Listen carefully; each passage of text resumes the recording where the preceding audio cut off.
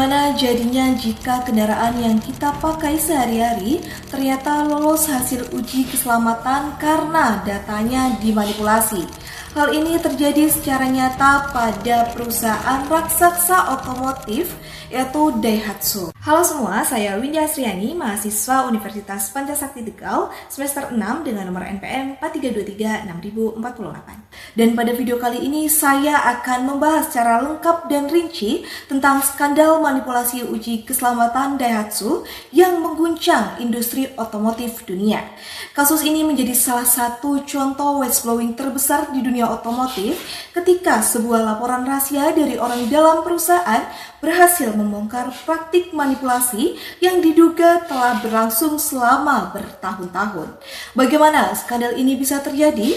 Apa saja bentuk pelanggaran yang dilakukan?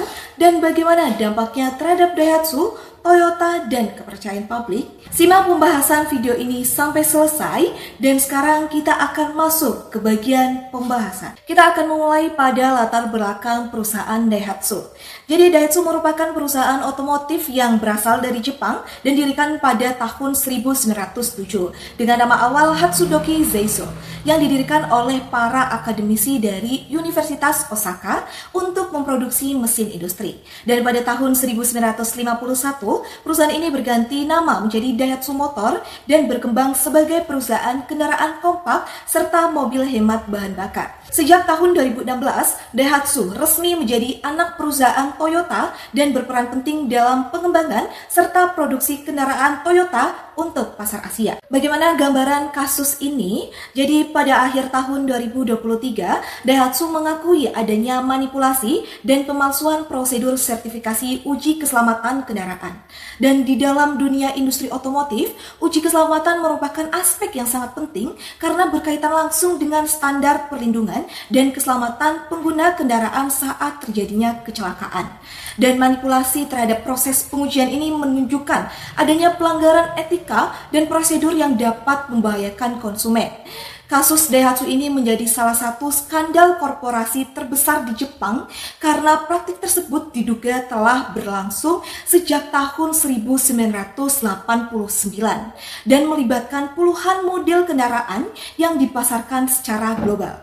Kasus ini semakin menjadi sorotan internasional setelah komite independen bentukan Daihatsu menemukan adanya ratusan pelanggaran prosedur keselamatan yang berpotensi membahayakan pengemudi dan penumpang di berbagai negara. Lantas bagaimana awal mula kejadian dan kronologi terbongkarnya kasus ini? Jadi pada tanggal 28 April 2023, Daihatsu secara resmi mengumumkan kekhawatiran adanya kejanggalan prosedur saat mengurus sertifikasi uji tabrakan samping untuk unit yang ditujukan ke pasar luar negeri. Dan kejanggalan ini terdeteksi berkat adanya laporan dari seorang pelapor internal perusahaan atau whistleblower. Menanggapi adanya laporan tersebut pada tanggal 15 Mei 2023, Daihatsu akhirnya membentuk komite independen yaitu pihak ketiga yang terdiri dari pakar hukum dan teknis perusahaan. Dan komite ini diketuai oleh Makoto Kayami dengan anggotanya yaitu Hidetaka Nishina dan Kanji Nakayama. Dan pada tanggal 19 Mei 2023, Daihatsu kembali merilis pengumuman mengenai cacat prosedur sertifikasi uji tabrak tiang pada model hybrid terbaru mereka yaitu Daihatsu Rocky Have dan Toyota Razor Have. Dan pada tanggal 20 Desember 2023, komite independen ini secara resmi merilis hasil investigasi mengejutkan yang menyatakan bahwa ada total 174 kasus pelanggaran baru di luar kasus yang terjadi pada bulan April. Dan kasus ini meliputi kasus laporan palsu sebesar 143 kasus, kemudian kasus modifikasi tidak layak unit tes sebesar 28 kasus, dan kasus manipulasi data parameter teknis sebesar 3 kasus. Dan pelanggaran mencakup 64 model kendaraan yang sedang dikembangkan atau diproduksi secara global termasuk kolaborasi dengan Toyota. Berikut adalah rincian masalah dan bentuk kecurangan yang dilakukan oleh Daihatsu. Yang pertama adalah memodifikasi door trim atau panel pintu pada unit tes. Jadi pada unit coba yang dilakukan oleh Daihatsu, bagian dalam plastik pintu yang tajam itu sengaja dipotong oleh tim teknis agar ketika ditabrak dari samping, bagian tajam tersebut itu tidak menusuk boneka ujinya. Namun, pemotongan ini hanya dilakukan pada unit prototipe uji uji cobanya saja, sementara unit massal yang dijual bebas ke konsumen tetap memiliki bagian tajam yang belum dipotong. Dan jika terjadi tabrakan dari samping di dunia nyata, bagian tajam ini berisiko fatal menusuk tubuh penumpang. Dan ini merupakan salah satu kasus yang terjadi pada Daihatsu. Dan unit produk yang dipasarkan dengan hasil uji keselamatan yang dipalsukan, yaitu ada dua. Yang pertama yang Daihatsu Yaris Active, dan ini terjual sebanyak 76.289 unit pada bulan Agustus 2022 yang diproduksi di Thailand dan Malaysia. Kemudian ada Peru 2 Axia, dan ini terjual sebanyak 11.830 unit pada bulan Februari 2023 yang diproduksi di Malaysia. Lalu bentuk kecurangan yang kedua yang dilakukan oleh Daihatsu yaitu uji tabrak tiang samping sisi tunggal.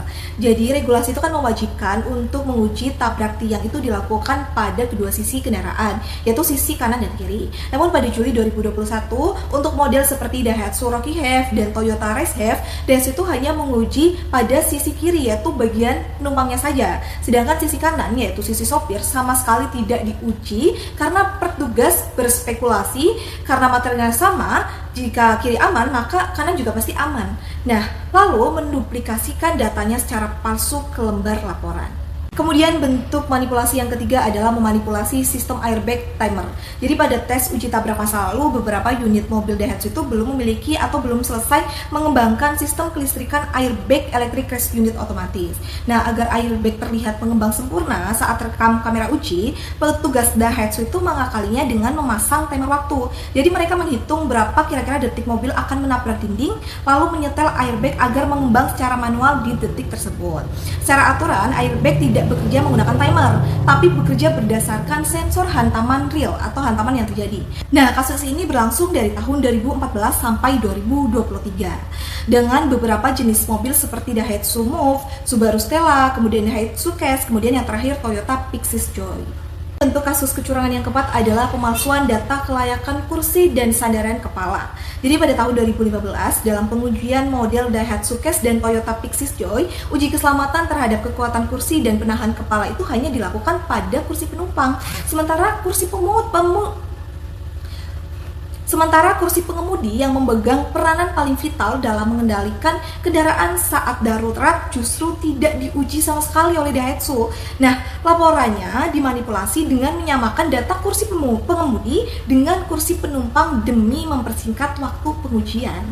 Kemudian kasus yang kelima yaitu manipulasi parameter teknis, dan ini meliputi 3 kasus, yaitu yang pertama adalah uji kecepatan berlebihan pada tahun 2014. Jadi pada pengujian Daihatsu Copen, mereka itu sengaja menabrakkan mobil dengan kecepatan di atas standar aturan dengan asumsi arogan mereka, yaitu jika kecepatan tinggi saja aman, maka kecepatan rendah juga pasti aman. Nah, lalu melaporkan angka tersebut secara tidak sah. Kemudian yang kedua adalah tekanan udara ban pada tahun 2014 dan 2016. Jadi regulasi itu kan mewajibkan tekanan ban dinaikkan 20 kPa saat uji tabrak. Nah, Daihatsu itu mengabaikan aturan ini karena menganggap tekanan ban itu tidak berpengaruh signifikan pada dampak tabrakan.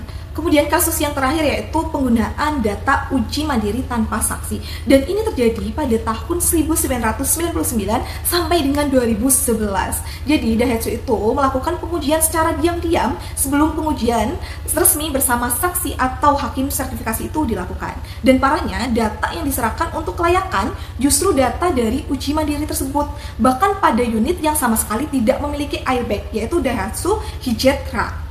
Jadi, apa akar penyebab masalahnya sampai Daihatsu itu memanipulasi hasil keselamatan yang membahayakan ini? Jadi yang pertama itu adalah tekanan jadwal pengembangan yang ekstrem. Jadi penjadwalan peluncuran dan target penjualan produk baru itu sangat padat.